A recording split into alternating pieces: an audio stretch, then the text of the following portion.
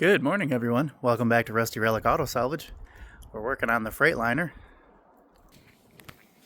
Show you what we got. Looks like we had a bad starter.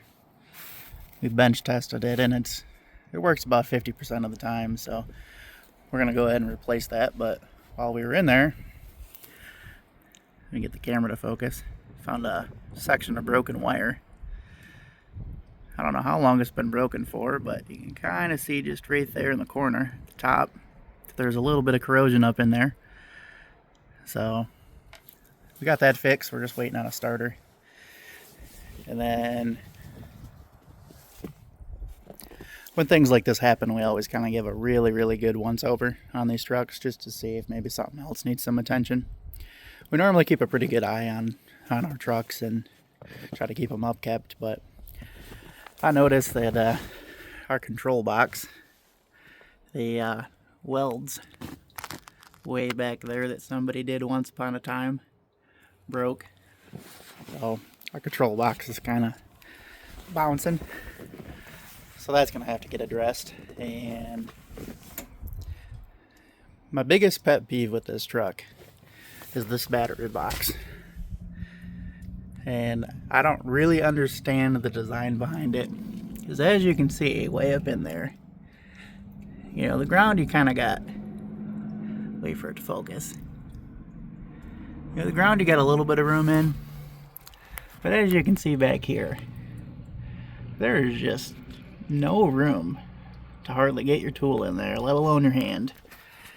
And it's just not ideal when the batteries go bad. And for whatever reason, about every 6 to 8 months, this truck needs 2 new batteries.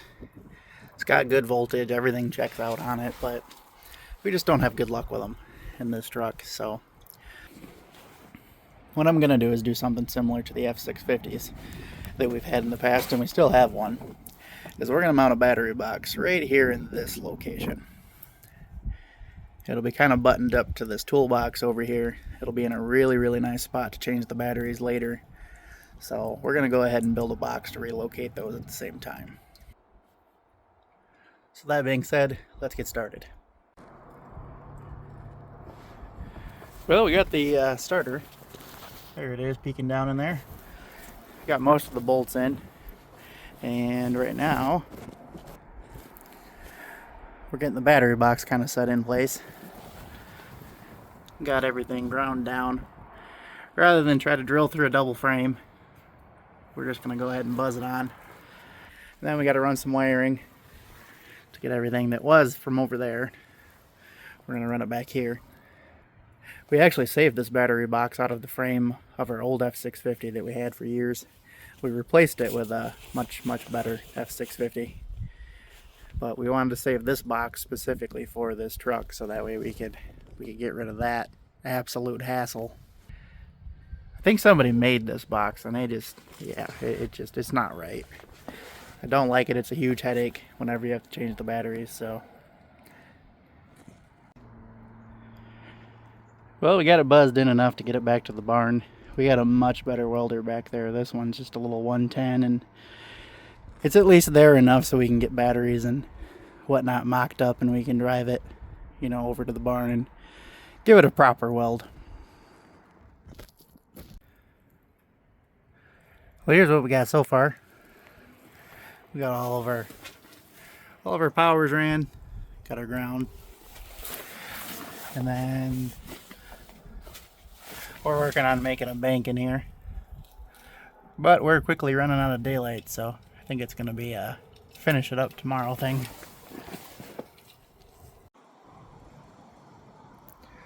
Alright guys, it's the next day. I actually got some stuff taken care of off camera this morning on it, but I got it in the barn. Let me show you what we got going on. I actually ended up finding a bunch of other wiring mishaps that were just not correct, so we got those all corrected and started mounting this. We got that where we want it now. Like I said, this is the old battery box. I think part of it is factory, and then the rest is kind of somebody else's stuff that they made. And like I said, just trying to get rid of all the headaches in this truck. But we're gonna get this all welded in and like I said, the control box. And then I got to build a tie down for the batteries, and get everything hooked back up, and we can get it back in service. So let me get you guys set up, and you guys can watch a little bit of welding.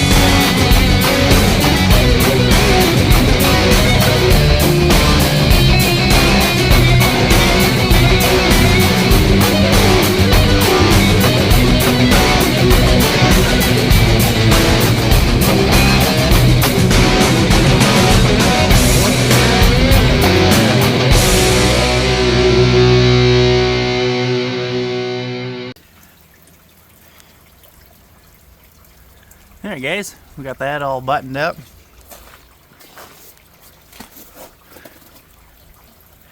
And we got our battery box all taken care of. It's all buzzed in there, repainted.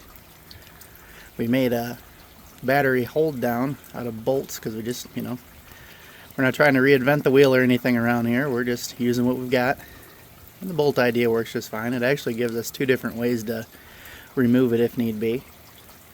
And now it's a heck of a lot easier setup rather than having to remove all those bolts that were there before.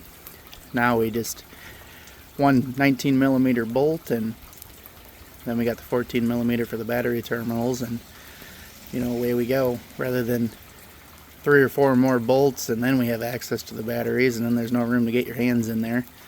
This just works substantially better. And we got this all straightened out and re-welded back up, so it's no longer flapping in the breeze. It's, you know, nice and solid.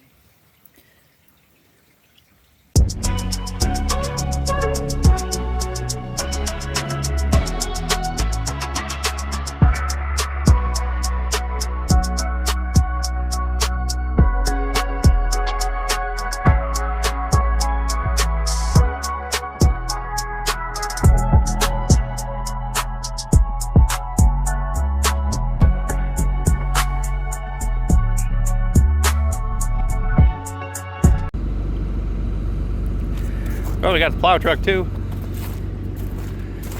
It's pretty crusty. There's a lot of frame rot on it.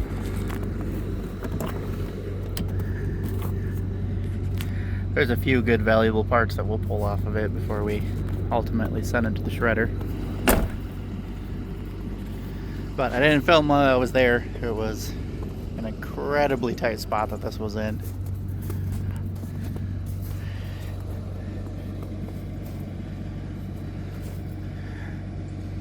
But here it is. Well, we picked up this Jeep Liberty. It's pretty rotted underneath. I'm not sure what else is wrong with it, but we ended up picking it up from a house that's not too far from the yard. It's an old brick house from 1900, and I've always been curious about the house, so it's kind of nice to meet the owner and talk to him a little bit about it. As much as I like old iron, I also like old barns and houses and other things in history, so. But we'll move on to the next. Alright guys, that's it for this one. If you haven't already, please subscribe to our channel. If you like this video, go ahead and smash that like button, and if you want to see more repair videos like this, go ahead and let us know down in the comments below.